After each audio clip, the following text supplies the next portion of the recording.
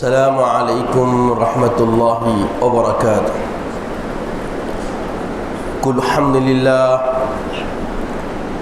والصلاة والسلام علی نبی المجتبی واحمد المصطفیٰ صلی اللہ تعالی علیہ وآلہ وصحبہ وازواجہ وآل بیتہ وافرادہ اجمعین دائما ابدا ابدا الی یوم الدین۔ بعدی حمدی وصلاۃ فاعوذ باللہ من الشیطان الرجیم بسم اللہ الرحمن الرحیم۔ کنت خیر امہ اخرجت للناس تأمرون بالمعروف وتنہون عن المنکر۔ صدق اللہ العظیم وصدق رسولہ النبی الامین الکریم لمن الشاہدین والشاکرین۔ تمام تعریف اللہ رب العزت کے لیے سزاوار ہے، جو کل جہانوں کا مالک و ملجا ہے، جس کا کوئی ہمسر نہیں، جو قدیم ابد الآباد سے ہے اور ہمیشہ ہمیشہ رہنے والا ہے، کوئی اس کے مثل و مانی نہیں۔ وہ کل عیوب سے پاک اور مغبرہ ہے، وہ جو چاہتا ہے کر گزرتا ہے، اس کے اختیار کو کوئی روک نہیں سکتا۔ میں گواہی دیتا ہوں کہ نہیں ہے کوئی معبود برحق لائق عبادت سوائے اللہ جل مجدہ کے، اور میں یہ بھی گواہی دیتا ہوں کہ محمد عربی صلی اللہ تعالی علیہ وآلہ وسلم اللہ کے بندے اور خاص رسول ہیں۔ صلاۃ و سلام نازل ہو ہمارے آقا نامدار حضور تاجدار محمد عربی صلی اللہ علیہ وسلم پر، آپ کی آل پر، آپ کے اصحاب پر۔ بزرگان دین، برادران اسلام، سامعین اکرام، اللہ کا شکر احسان ہے کہ اس نے ہمیں اپنے محبوب خاتم النبیین سید عالم محمد عربی صلی اللہ علیہ وسلم کی امت میں پیدا فرمایا، اور ہماری رشد و ہدایت کے لیے اپنے کلام کو اپنے محبوب علیہ الصلاۃ والسلام پر نازل فرما کر ہماری رہنمائی و رہبری فرمائی، اور اپنے حبیب صلی اللہ تعالی وسلم کے مقام کو سمجھنے کی توفیق اور نور ہدایت عطا فرمائی۔ عزیز اور بزرگوں، خطبے کے بعد میں نے جو آیت کریمہ پڑھی ہے، اس میں اللہ رب العزت فرماتا ہے کنتم خیر امہ، تم سب سے بہتر امت ہو۔ خیر کے معنی بھلائی پسند، بھلائی اتباع، بھلائی والی، بھلائی اپنے اندر اچھی طرح رکھنے والی ایسی امت ہو، یہ اللہ کا فرمان ہے۔ کنتم خیر امہ، تم سب سے بہترین امت ہو۔ تو اب بہتری ہر زاویے سے بہتری اللہ رب العزت نے اپنے محبوب کے ذریعے امت محمدیہ کو عنایت فرمائی۔ آپ دیکھیں کہ جب صحابہ کی باتیں کفار سنتے تو کیا ہوتے، چند روز میں ان کے اندر جو کفر کی گندگی اور کفر کی جو کیفیت ان کے اندر پائی جاتی تھی، وہ ساری سرد ہو کر، وہ ایمان کے مرغوب ہو کر، ایمان کی طرف مائل ہو کر ایماندار ہوتے تھے، ایماندار ہو جاتے۔ تو یہ ایماندار ہونے کی علت کیا ہے؟ کردار صحابہ۔ صحابہ کے اندر وہ بھلائی دیکھتے، جس کی وہ دعوت دے رہی تو ان کے خال اور حال میں ایکانیت ہوتی، جو وہ کہتے اور جس بات کی وہ دعوت دے رہے ہیں، دونوں چیزیں، یعنی خال اور حال، بولنا اور کردار دونوں میں ایک سوئی پاتے تو وہ فوری مانوس ہو جاتے، مائل ہو جاتے اور جوق در جوق دائرے اسلام میں آنا شروع ہو جاتے۔ ہم جس زمانے میں آنکھ کھولے ہیں، ہم جس زمانے میں جی رہے ہیں، یہ بہت زمانہ دور آ گیا۔ نبی مکرم کی مبعوثیت سے اور آپ کے محبین جانثار صحابہ سے، تابعین سے، تبع تابعین سے قرن در قرن گزرتے گزرتے ہم 1400 صدی بعد کے دور میں ہم اب آنکھ کھول رہے ہیں۔ تو جس طریقے سے اسلام کے دعوت دینے والوں کی کمی ہوئی، جس طرز پہ دعوت دی جاتی، تو ویسے ہی دائی بھی کمزور ہو گئے اور دعوت دینے کا طریقہ بھی کمزور پڑ گیا۔ پہلے صحابہ دعوت دیتے نہیں تھے، بلکہ ان کا چلنا پھرنا، ملنا ملانا سب دعوت دین ہوا کرتا تھا۔ اور آج دعوت الگ ہو گئی، عداوت الگ ہو گئی، اور بہت کچھ چیزوں کا شہریزہ بکھر گیا۔ کردار سے مومن نظر آئے، مسلمان نظر آئے، ایسی کوئی صورت ہمیں نظر نہیں آتی۔ خال اور حال میں یکسوئی پائی جائے، ایسا بھی ہمارے اندر حال نظر نہیں آتا، شہریزہ بکھرا ہوا ہے۔ جب ہم اصلاح طلب ہیں، کوئی مصلح مل جاتا ہے اصلاح کرنے والا، تو ہماری نظر الگ ہے، ہماری سوچ الگ ہے، کوئی کسی کو قبول کرنے اس وقت تیار نہیں۔ اچھے کام کے طالب ہم سب ہیں، کوئی اچھا کام ہونے لگتا ہے تو اس کی سراہنا کرنے کے لیے ہر کوئی نہیں۔ یہ ہمارا زندگی کا وتیرہ ہے۔ دیکھیے جمعہ کے متعلق اسلام میں کیا فکر دی گئی، جمعہ میں ہوتا کیا، ہونا کیا چاہیے، پہلے یہ سمجھ لیں۔ جمعہ میں 2 خطبے ہوتے ہیں، خطبہ اولا، خطبہ ثانیہ۔ پہلے خطبے میں امت کو ان کی ضرورت کے مطابق جو ان میں کجیاں یا کوئی کمیاں یا کوئی اسلام کی بے راہ روی والی طبیعت پائی جاتی، اس سے آگاہی بخشنا، اس سے ان کو معروف کرنا، معلوم کروانا کہ بھائی دیکھو ہمارے درمیان میں یہ غفلتیں آ رہی ہیں، ان غفلتوں سے باہر آئے اور اپنی اصلاح کرے۔ یعنی جو نقصانات ہو رہے ہیں، اب مثال کے طور پہ بریانی شاہ صاحب کی ٹکری شور آفاق ہے، ایسا نہیں ہے کل نام رکھ دیے، ہم بچپن سے نام سنتے آ رہے ہیں، زیارت کے لیے آیا کرتے تھے۔ تو یہ جو خطہ ہے بڑا مشہور خطہ ہے اور ایک بزرگ کے نام سے ہے، تو یہاں بزرگیت ہونی چاہیے، اور یہ بزرگیت خود بخود نہیں بنتی، بنانا پڑتا، اور بننے کے لیے سب کا مائل ہونا، سب کا مستعد ہونا، سب کا ذہنی طور پہ تیار ہونا اور سب ایک سوئی کی طرف آنا، تب جا کے یہاں پہ کردار کی، معاملات کی، اخلاق کی بالکل ایک نورانیت کا خمخمہ بن جاتا۔ یہ بولنے میں، سننے میں اچھا دکھا، جب کرنے نکلے یا کرنے کی جدوجہد شروع کیے تو اتنا ہی اس کے اندر بہت ساری اور چیزیں حائل ہوتی۔ ان حائل ہونے والے پہلوؤں کو حکمتوں سے، تدبر سے، اخلاق سے دور کرنے کی سعی کرنا ایک تبلیغ کا کام ہوتا۔ بیٹھے بیٹھے مسجد میں مظفر شاہ میں بیٹھ کے بول دیے، لوگ سن لیے، ہو جائیں گا، ایسا کچھ نہیں ہے۔ یہ سب ہم کو صرف صحابہ کے دور میں ملتا، رسول اللہ کے دور میں ملتا۔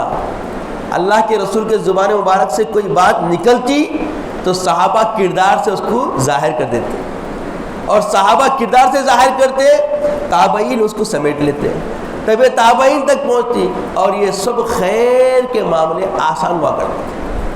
تو قرآن کہہ رہا ہے کہ تم سب سے بہترین امت ہو، مطلب تمہارے اندر خال اور حال میں تردد نہیں ہوتا، جیسے اللہ فرماتا ہے مومنین سے خطاب اللہ کا، یا ایھا الذین آمنوا لما تقولون ما لا تفعلون، اے ایمان والو تم وہ باتیں کیوں کرتے ہو جس پہ خود عمل نہیں کرتے۔ تو عمل والا جو انسان کے اندر جوہر ہے وہ اگر خال میں آ جائے تو حال بدلتے دیر نہیں لگتی۔ قرآن رہنما ہے ہمارا کہ اللہ کا خطاب ہے یا ایھا الذین آمنوا، اے وہ لوگوں جو ایمان لا چکے ہو، لما تقولون ما لا تفعلون، وہ باتیں کیوں کرتے ہو جس پہ خود عمل نہیں کرتے۔ تو ہمیں جو بھی بات کرنی ہے امت مسلمہ کے ساتھ، جو بھی تخاطب کرنا ہے، اس میں سب سے پہلے ہمیں عمل پیرا ہونے کی تلقین قرآن کر رہا ہے۔ تو اللہ بھی فرما رہا ہے کہ تم بہترین امت، مطلب تمہارے اندر سارے خیر کے پہلو سمٹے ہوئے ہیں۔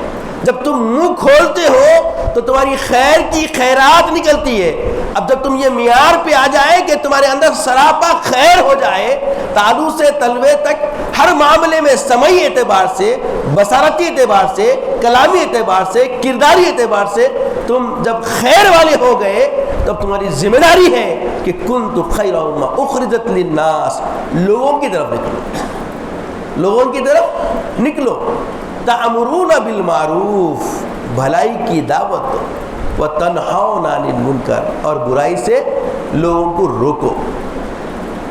اب حالات ہمارے 1400 صدی کے عرصے کے بعد جو بدل گئے کہ کسی اعتبار سے بھی ہم میں ایسی خوگری نہیں کہ ہم پورے بھلائی کے پیکر بن گئے، بھلائیاں بہت ساری ہم سے دور ہو گئی اور برائیاں بہت ساری ہمارے اپنے تین جگہ کر لی۔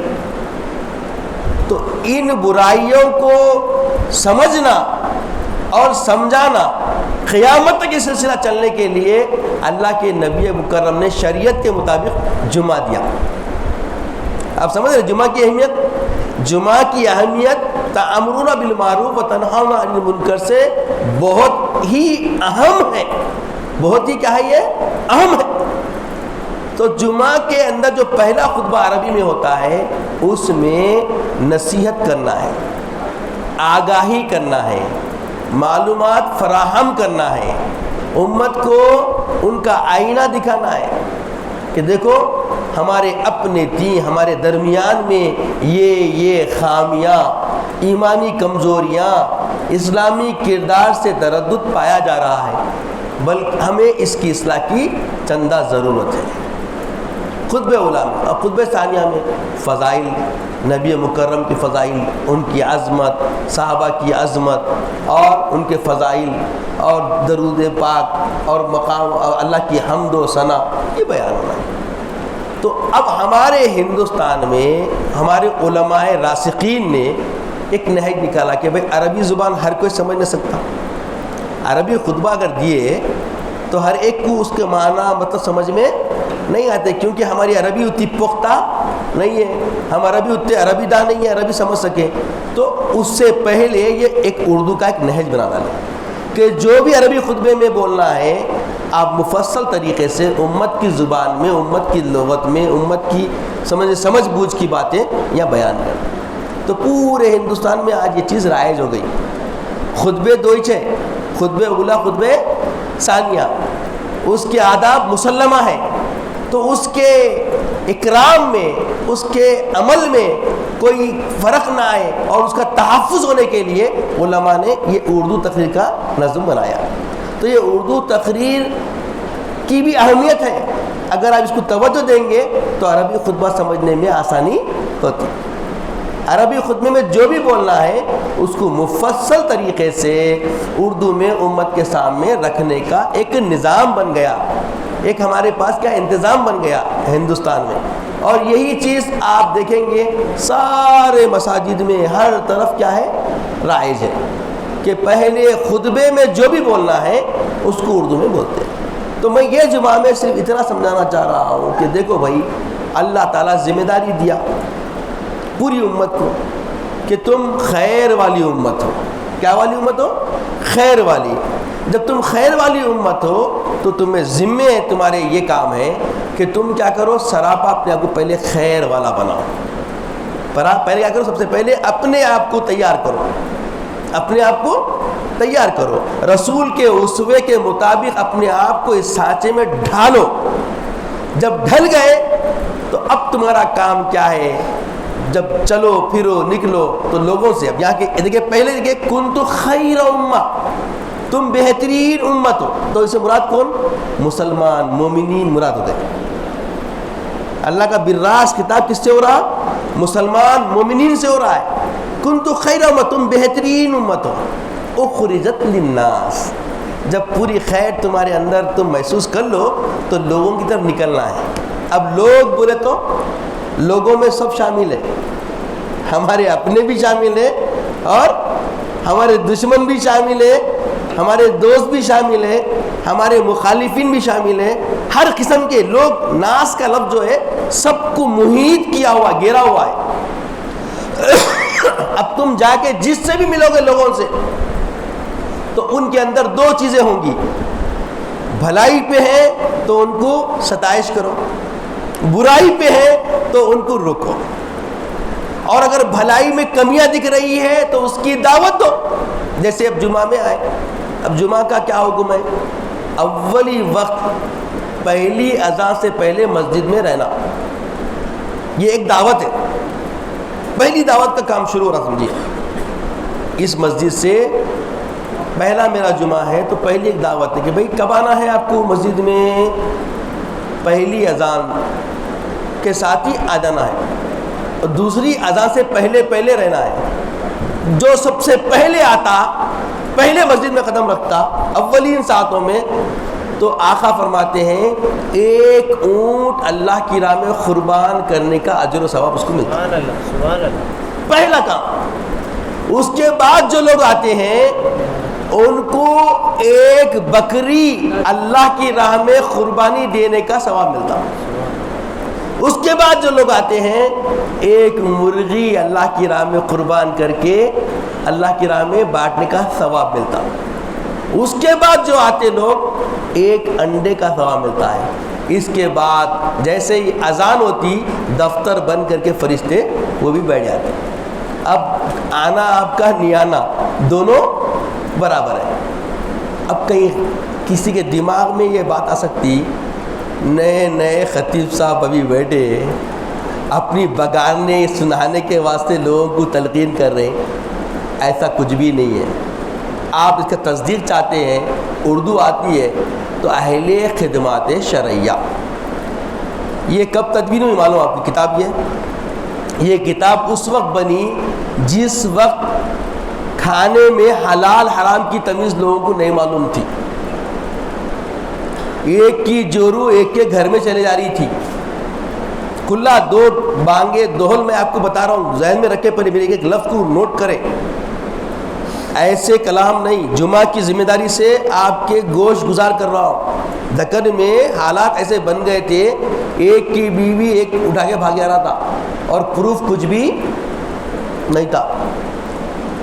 ذبیحہ کیسا کاٹنا کیا ہے کس کو معلوم نہیں تھا. حلال حرام سب اڑغم بڑغم گزرم کا قصہ چل رہا تھا. تو اس وقت اللہ تعالیٰ اپنے چاہنے والے عاشق کو حکم دیا جو ہندوستان چھوڑ کے ہمیشہ کے لیے رہنے کے لیے مکہ معظمہ چلے گئے تھے. اللہ کے رسول خواب میں آئے، بار بار آئے، بولے دیکھو میرے لاڈلے انوار اللہ ان کا نام تھا، تم دکن کی طرف چلے جاؤ اور وہاں تم جا کے تم جاؤ گے دور مگر میرے پاس رہو گے، تمہیں میری قربت رہے گی، میری معیت تمہارے ساتھ رہے گی. بانی جامع نظامیہ کے نام سے وہ آج جانے جاتے ہیں. انوار اللہ خان رحمہ کو حکم دیا اللہ کے رسول نے. وہ جب آئے دکن میں تو یہاں آئے تو اللہ پاک ان کے خدم کو ایسا بابرکت بنایا کہ سب سے پہلے اس وقت کے سلاطین باجے چاہے وقت کے اندر جو کجیاں تھی اس کی تطہیر فرمائی. پہلا کام جب خاص سدھرتے ہیں تو عام کا سدھرنا آسان ہو جاتا. خاص بگڑے ہوئے ہو عوام سدھر نہیں سکتی. تو سب سے پہلے بادشاہوں کے اندر بہت ساری خامیاں تھی. میں مختصر کیونکہ وقت کا خیال رکھتے ہوئے چل رہا ہوں, شاید 1:15 کو بات سمٹنا ہے, 1:10 تک ٹائم, تو یہ ہمارے پاس ابھی 10-15 منٹ چاہیے, اس واسطے میں بات کو سمٹتے ہوئے بات کر رہا ہوں. آئے تو سب سے پہلے بادشاہ وقت جو تھا اس کی تطہیر کی, اس کو راسخ فکر دی, اس کے بچوں کی پرورش, اس کے بچوں کی تعلیم, اتالق بن گیا, استاد بن گئے. اس کے بعد پھر یہ جو آپ کا میلہ دیکھ رہے ہیں جس میں ملا ہوتا, بسم اللہ اللہ اکبر, حلال طریقے سے حلال کرتا, یہ نظم بنایا. اور اس نظم کو بنانے کے لیے ایک کورس بنایا ملا کا, جو آج بھی جامعہ میں ملا کا امتحان ہوتا. دیکھیں اذان دینے والوں کو خالی اذان سن کے بول لینا الگ ہے, مؤذن کی بھی بہت ساری ذمہ داری ہوتی ہے. تو مؤذن کس معیار کا ہونا چاہیے, اس کو کتنی تعلیمات آنی چاہیے, مؤذنی کا ایک سلیبس بنا. پھر امام بن جاتے تھے, تھوڑا بہت سورے آ گئے تو امام بن جاتے تھے. ریٹائرمنٹ ہو گئے, پولیس سے ریٹائرمنٹ, پولیس بڑا روب ہوتا ان کا, امام بن گئے. فلاں ڈپارٹمنٹ کے ریٹائرمنٹ, امام بن گئے. ایسا حالات تھے اس وقت. تو بولے نہیں, امام بھی ہونا ہے تو امام کے اندر یہ امور آنا, فرائض کیا ہے, واجبات کیا ہے, سنن کیا ہے, مکروہات کیا ہے, نماز کے ساری چیزوں سے انہوں کیا ہونا, آراستہ ہونا. تو بولے امامت, مؤذنی, ملا, خزات, ایسے 5 امتحان الگ الگ منعقد کیے, اس کا سلیبس بنائے. اس کا نام ہے اہل خدمات شرعیہ, اہل خدمات شرعیہ. تو اس میں خطبہ کے لیے بھی خطابت کا امتحان ہے کہ خطیب کیسا ہونا. اچھا بولنا آ گیا تو ایک واقعہ سنا دیتا ہوں. ایک صاحب بولے مول صاحب خطیب کی ضرورت ہے. اچھی بات ہے مول صاحب بھیج دیں گے. کیا ہے وہ تو, ارے کیا مول صاحب کیا ہے وہ ہے نہیں, کچھ بھی علامہ مولانا فاضل کامل کچھ بھی نہیں چاہیے, بس اچھا بولنے والا ہونا, ایسا بولنے والا ہونا, اس کی تقریر سننے محلے کے لوگ امٹ کے آنا, سحر البیان ہونا, عمل کا ہونا نہیں. سمجھ رہے ہیں آپ, عامل علم والا شرط نہیں ہے, شرط کیا ہے, خالی اچھا بولنے والا ہونا, ایسا بولنا کہ اس کے سننے کے لیے لوگ بھاگ کے آنا. تو آج کل ایک کلا ہے بولنے کی, بولنا کوئی بھی سیکھ لے رہا آج کل, تو کیسا بھی آ سکتا, اس کو خطیب نہیں بولتے. خطیب کو خطابت کے امور سے واقف ہونا ضروری ہے, وہ اپنی ذمہ داری پہلے سمجھے, پھر امت کی ذمہ داری اٹھائے. تو ایسے بہت سارے معاملات جو ابتر تھے, ان سب کی تنسیق کے لیے, تطہیر کے لیے بانی جامع نظامیہ نے یہ کتاب مدون کی. تو اس میں کیا ہے, قاضیوں کے لیے بھی قضات کا امتحان مقرر ہے. تو اس وقت یہ جو سیاہ نامے آپ دیکھ رہے ہیں, یہ سب بانی جامعہ کے بنائے ہوئے مدون کیے ہوئے, تب جا کے معلوم ہوا سب کی بیوی محفوظ ہوئی. نہیں تو قضا کے اندر, عدالت کے اندر اتنے کیسز تھے, یہ میری ایک بھی عورت کے اوپر 2-3 دعوے دار, یہ حالات گزرے ہمارے دکن کے. تو آج جو بھلائی ہوئی ہے, آج جو بھلائی کی سانس ہم لے رہے ہیں ماحول میں, یہ ماحول جو ہم کو ملا ہے, ایک مجاہد, مجتہد, ایک مجدد دین و ملت حضرت بانی جامع نظامیہ علیہ رحمہ کی صحیح کوشش, ان کی کاوشوں کا نتیجہ ہے. اور ان کے بہت سارے علماء معاونین بنے, ان کے فرما بردار بنے, ان کی باتوں کو ماننے والے بنے, اور ان کے مددگار بنے. تو پورے دکن کے اندر ایک اچھا اسلامی ماحول بن گیا. اور آج اور ہم جو رمضان کے اندر جو ماحول دیکھتے ہیں, رمضان کے اندر جو ساری مسجدیں بھرتی ہے, یہ سب ماحول آج آپ دیکھ رہے ہیں. مگر اس کی تطہیر, اس کا معاملہ, اس کی پوری کاوشیں بانی جامع رحمہ نے 150 سال پہلے شروع کی تھی. آج ماحول بنتا نظر آ رہا ہے. اور آج جو ابتری نظر آ رہی ہے بعض جگہ ہمارے اندر, یہ ابتری یہ ہماری اپنی بوئی ہوئی ہے, غفلت. کس بات کی غفلت؟ جہاں تک میرے کو اندازہ دکھ رہا ہے, یہاں کے حالات سمجھ میں آ رہے ہیں کہ یہاں بھی ایک مدرسہ چلتا. مدرسے سے کتنے لوگ فائدہ اٹھاتے بھائی؟ فائدہ اٹھانے والے اگر آنکھ کھول کے فائدہ نہیں اٹھائیں گے تو خدمت کرنے والے آنکھ چرائیں گے.